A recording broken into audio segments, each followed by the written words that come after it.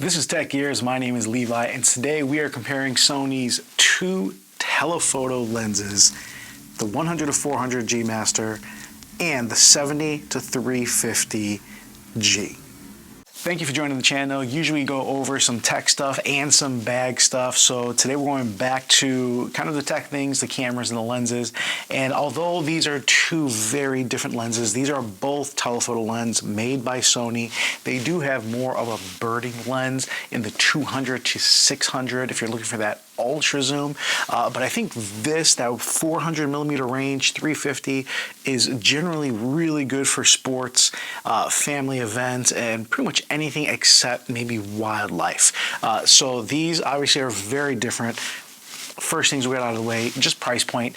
Your 100 to 400 is about $2,500 American new, and used it goes for anywhere from, I've seen $1,800 to $2,000. Vastly more expensive. Whereas this cute little guy here is actually about $1,000 new, and it's been going for about $600 to $800 used. So depending if you're buying new, if you're buying used, these are anywhere from close to 3 times the price difference, or 3 times more expensive over here, maybe more depending on what you're comparing it. But it also shows that whatever your budget is, even if you're buying this on the secondary market for $650, this is an incredible value. You don't need to spend $2,000 to $3,000 on a telephoto zoom to get the best quality. But price point aside, the second biggest factor is really the size. I mean, this is a big difference. This is just a super tiny, fun lens. I mean, you probably can't feel it. I'm one-handing this. My wrist is breaking. I would say with the camera in hand, it's a big difference where I can use this with one hand, stabilize it if I need to. This, I'm always having to either hold it by this, the foot mount, or I'm having to use 2 hands. Weight-wise, this comes in at just under, well, actually, probably just over a pound, 1 1/3 pound. Right, so this is pretty lightweight, 625 grams. This is just over 3 pounds, 3.1 pounds. So again, not 3 times as heavy, but almost. It is a vastly different experience using these two as far as how they fit on your lens.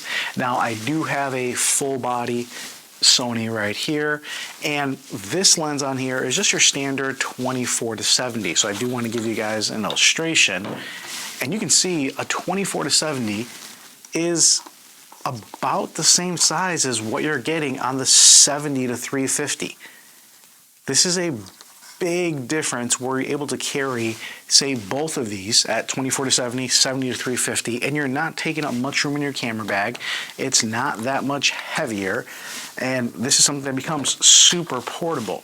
Now, when I was talking about one-handed, this is a full frame body with the 70 to 350, and you can just see it. You can one-hand this. This is incredible. I can zoom out. That's at 350. And it's still enjoyable to use. It's still small and fun. So that compared to this beauty, which I love. This is definitely not something you're one-handed. It just feels like you're putting stress on the mount there, even though it's probably okay. I usually will hold it up. I'm holding it with 2 hands. I'm holding it here. This is not something that you're just holding like that. This is definitely more obviously a professional lens. Use the foot mount so you can actually put that on your tripod, on your monopod, whatever it is. But the size difference is drastic. So you might be asking yourself, why would you even be comparing these two lenses? 1, they're both Sony. 2, they're both incredible performers. The G Master is probably the best telephoto zoom lens you're going to find on the market. As far as performance, this is clearly better, like by far. Just image quality, the accuracy of the focus, how fast the focus is, how fast it can maintain the target as far as your 30 frames per second on something like the A1. Just everything about it, the image stabilization. Performance-wise, there is nothing this is not just excelling, it's fantastic, but you are paying that in both the weight and in the price. Now this, on the other hand, is honestly 90 to 95% of what you're getting on that. It truly is. Even though this is a cheaper lens, the image quality, how fast it can focus, acquire target, it's slightly slower. They're barely, as far as if you're doing any kind of sports or wildlife, but honestly, it's very impressive. You can watch other reviews as far as looking at some of the numbers and the specs. So performance-wise, you don't really lose much on this. You are getting, on the low end, 90%. On the high end, indistinguishable as far as image quality, speed of the focus, the accuracy of the focus. It is a phenomenal lens where you're really not losing much, except you're gaining a little bit more money in your pocket, as well as you're really gaining a lot of size. So this becomes something that is very tangible. Now, the elephant in the room, Levi. This is an APS-C lens. This is a full frame lens. This is not a comparison. Why are you even looking at this? The price point, the cameras are using them on, even technically the focal ranges are all very different. This is a useless comparison. See, well, that's where you're wrong. The 70 to 350, even though it is an APS-C lens, it falls into the same category as your 10 to 18 millimeter f4 APS-C lens. On that lens, from about 12 millimeters all the way to 17.5, works on a full frame. This, from 70 millimeters to about 220 millimeters, is full frame compatible 100%. Now, once you start doing video, or if you do have any of the newer cameras where you have a 1.1 times crop when you use active steady shot, generally I keep that on anyway, all of a sudden this becomes a 70 to 320 millimeter full frame equivalent.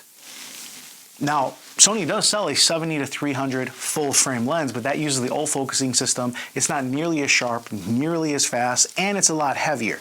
So you're able to get, in video, a 70 to, let's call it 300 full frame equivalent, which is giving you something a little bit wider than the 100 here, and obviously not quite as long as the 400 and what you're getting on there. Now, once you get to, and that's for video.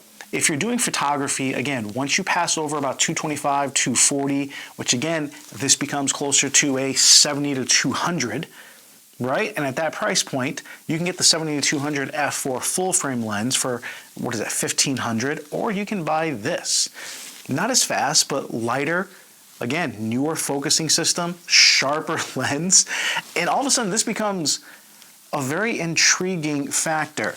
Now, if you do want to keep it completely full frame, in photography, obviously you're going to have to crop in post. Now what's cool is even at 350 millimeters, when I crop in post, you can see that you're still getting approximately a 14 to 16 megapixel image.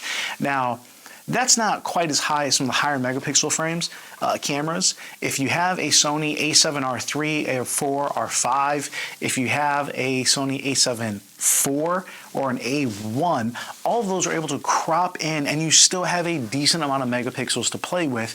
On the R series, 26 megapixels. On the A1, you have 21 megapixels. And then even on the A7 IV or I believe the a7R3, you're still getting like 14 to 16 megapixels anyway in crop mode. So maybe you're against using crop mode, but even if you did want to do it in post, you're still getting drastically more. And when I said 14 to 16 once you crop in post, that's coming off a 24 megapixel A9 image. If you're using an A7 IV, anything higher, obviously you don't have to crop in all the way. You're only going in maybe 20 to 25%.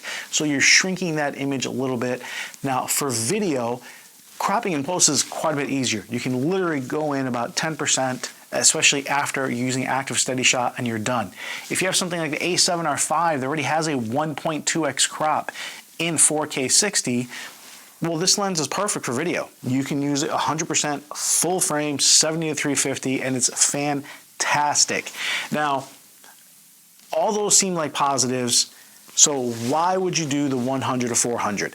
And if you're covering a sporting event, if you're doing any paid work, the fact that you have just absolute confidence in this ability to maintain tracking, acquire focus faster than anything on the market, and the fact that it is just a hair sharper is what you're paying for.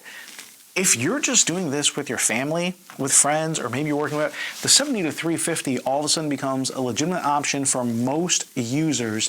And again, I think it works better, obviously, as an APS-C lens on a camera like the A7C and maybe the new ZV-E1 that's coming out, which is going to be a smaller full-frame body. But this has just been a fantastic lens, and these both represent two different ends of the spectrum, where if you wanted to have both, you have something that if you really are doing paid work, get this one, and maybe just keep this for the hobby. Now, both of these have been not supplemented, but by Sony's own competitor, and they own part of the company, the Tamron 50-400. That is giving you something that is both lighter than this, but still a bit heavier than this one, wider than this at 50 millimeters versus 70, and is absolutely full frame compatible, which means you can crop into 600 millimeters. So that Tamron 50-400 is really one that, again, you're spending a little bit more than you would on this. If you're getting this used, the Tamron just came out, $12.99. It's gonna be hard to get new. It's still double the price, but it's not triple or quadruple the price going to the GM. So I think Tamron's done a really good job. Obviously, they are partly owned by Sony at giving us kind of a middle option between the two native Sony lenses. Now, if you did want to stay with native Sony, these two options are definitely ones you should look into. But if you're okay going with Tamron, which still uses the linear focus motors, which is still partly owned by Sony, so the way they focus and track feels generally like native lenses, especially their higher end lenses like the 35-150. But that 50-400 has been a pleasant surprise. I actually did just get it, and it's the reason I wanted to do a comparison between these two. It's one of those, does it supplement both of these? Just sell them. I mean, I have something that's lighter than this. I don't have to carry it all around. I have something with more range and flexibility than this at 70, going all the way to 350. It's something to consider, but I definitely understand staying with native Sony glass, which is something I usually prefer. But I did want to help you guys out if you were looking for a telephoto lens and you were wondering, can you use the 70-350 on your full frame? Yeah, save the money, save the space. This thing is fantastic. Or if you did want to go with a full frame option, there's not much you're going to do that's better than the 100-400. Now, I have been considering the 70-200 G Master 2 with the teleconverter, but at that point, you are now spending another $1,000 over this one, and that's a whole other ball game of, do you need it? What are you using it for? What's your budget? It's not necessarily a same lens and here's what you use it for. So for me, I'm still determining what I want to do, but hopefully this can help you guys out with looking at these two lenses at fantastic options from Sony. Guys, girls, this is Levi with Tech Ears. I really appreciate you guys. Please put your comments down below. Let me know if you have any questions or if you want me to do any other comparisons with lenses or equipment. I do have a few bag videos coming out after this, so really appreciate you guys, and I will come at you later.